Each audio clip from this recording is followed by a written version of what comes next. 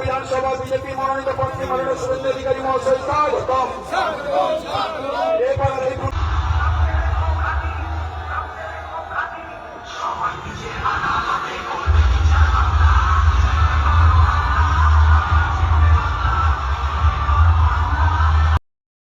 পথচারীবৃন্দ, আপনাদের সবাইকে আমার পক্ষ থেকে